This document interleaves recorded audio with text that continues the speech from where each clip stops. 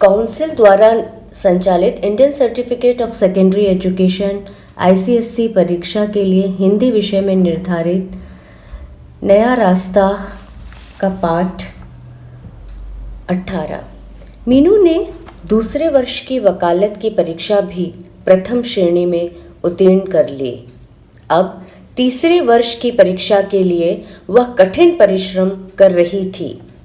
उसने सफलता की मंजिल तक पहुंचने के लिए दूसरी सीढ़ी पार कर ली। तीसरी सीढ़ी पार करने के लिए उसे कठिन परिश्रम करना था। आजकल उसके कॉलेज में खेलकूद प्रतियोगिताएं चल रही थी। मीनू ने उस प्रतियोगिताओं में भाग नहीं लिया था और कॉलेज में पढ़ाई भी नहीं चल रही थी।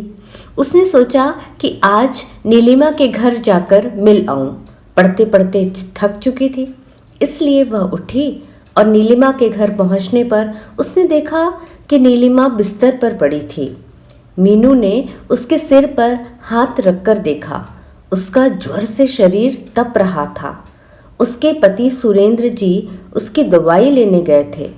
घर में उस समय कोई नहीं था। उस नन्हे अनूप को रोता देखकर नीलिमा कपकपाती आवाज में मीनू से बोली, मीनू, अनूप को मेरे पास लिटा दो।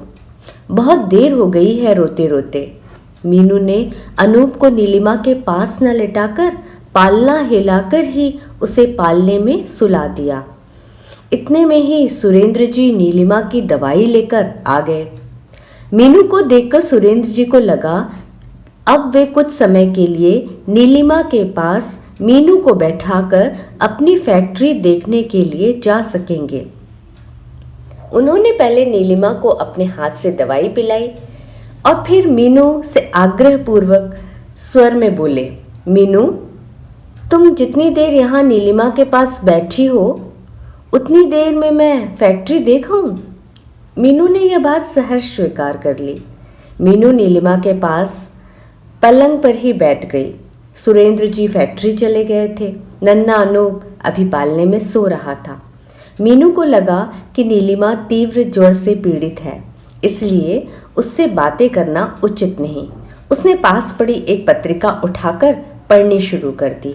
नीलिमा को दवाई मिलने से कुछ आराम हुआ और उसे झपकी आ गई।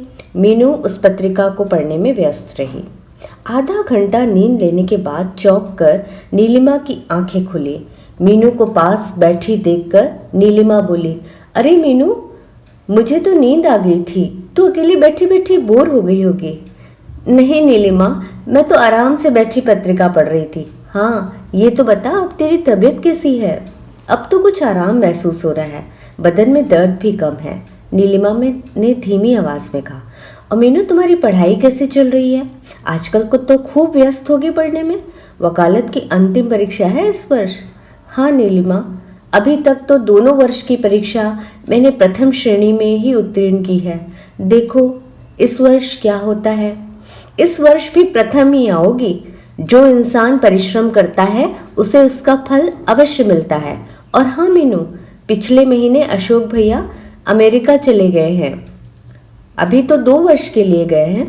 क्या अमेरिका पढ़ने के लिए गए हैं? हाँ, अभी तो पढ़ने के लिए गए हैं, परंतु वहाँ जाने के बाद कौन लौट कर आता है? सब वहीं बस जाते हैं।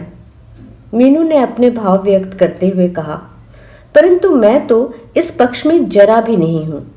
हमारी भारत सरकार हमारी पढ़ाई पर कितना पैसा खर्च करती है और चंद पैसों के कारण विदेशों में जाकर बस जाए।